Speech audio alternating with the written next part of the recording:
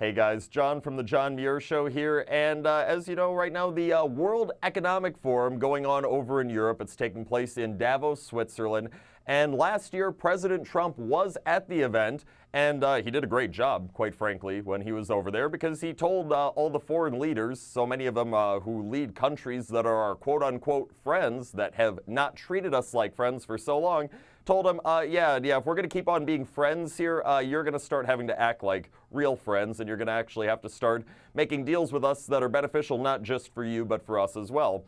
So President Trump does a great job over there, but of course, because the left, the Democrat Party, the fake news media refuse to give Trump credit for anything, no matter how beneficial to the United States of America it is, well, you had all these people saying, oh, it was just so shameful what Trump did over in Switzerland. How dare he go angering all of our friends? Oh, Trump shouldn't have even been there in the first place.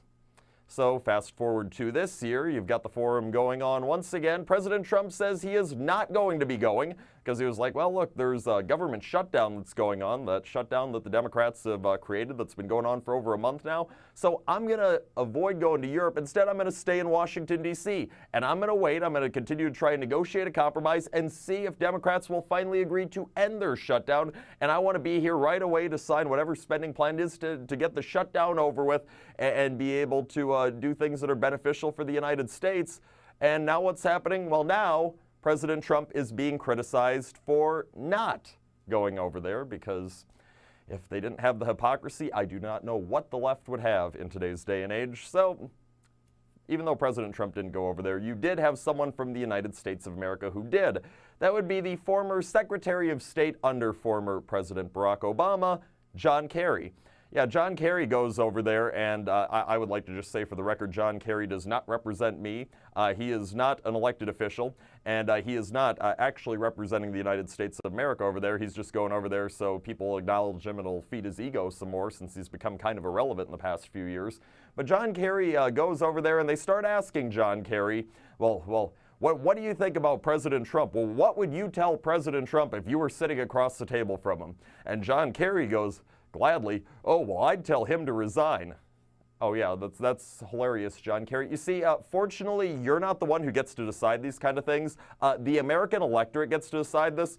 And I understand you do not like President Trump. I understand you're triggered by President Trump. I understand that you hate the fact that President Trump, in the 2 years that he has been in the White House, has done a really good job of showing just how really bad your guy, Barack Obama, was when he was president for 8 years, because President Trump has brought us out of the economic mess that Barack Obama got us into, and President Trump has actually taken a policy stance that is America first, which is in complete contrast to your boy Barack Obama's world apology tour, let's make America defer to every other nation in the world. But yeah, you know, John Kerry, you can keep on having all these wishful thoughts about maybe Trump's going to go away and all that. Look, the only way you're going to get rid of Trump, well, two ways actually. You can vote him out in November of 2020, or you can just wait until he finishes his second term at the end of 2024 and someone else succeeds him in January 2025. Those are your options. President Trump isn't going anywhere. I know you would like him to be gone tomorrow. I know you would have liked him to have been gone January 21st of 2017, the day after he got into office.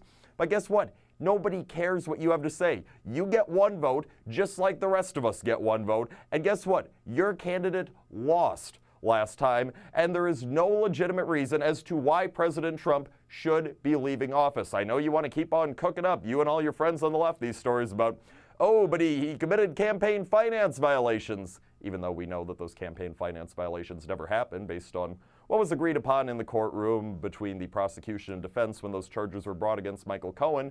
And you want to keep on claiming Russian collusion, even though there's still no proof whatsoever that Trump did collude with the Russians. Heck, the only proof of collusion we have is on the part of your former administration, the Obama administration and its intel agencies, along with Hillary Clinton's campaign, paying for that foreign dossier that had Russian influence and using it to abuse the FISA courts. I know you want to keep on trying to push those phony narratives as being true so you can get Trump out of office immediately, but guess what? He did nothing wrong. no matter how hard you try and spin it, no matter how hard you try to dig, he did nothing wrong. And John Kerry, he is your president. He is your president for at least another 2 years. And the way some lunatics like you on the left are going, Donald Trump is going to be your president for another 6 years. So you might as well get used to it, deal with it, and accept it.